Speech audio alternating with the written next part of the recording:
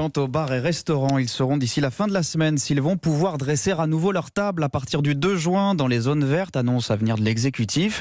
Et Emmanuel Macron devrait ensuite présenter aux Français son projet politique pour l'après-crise autour du 14 juillet avec cette question, Michaël Darmon.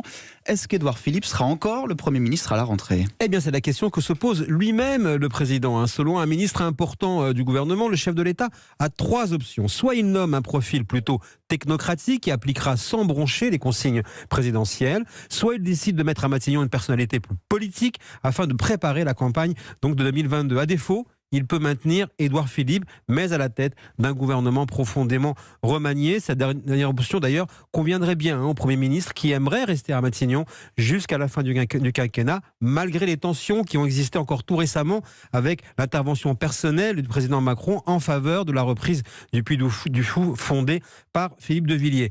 3 ans après son élection, comme d'autres présidents avant lui, Emmanuel Macron médite sur cet adage de la Ve République. Le premier Premier ministre est choisi par le vainqueur de la campagne. Le deuxième Premier ministre est subi par le président parce qu'il est imposé par les réalités. Réponse au début de l'été. Merci Michaël Darmon, c'était votre fait politique du jour sur Europe 1.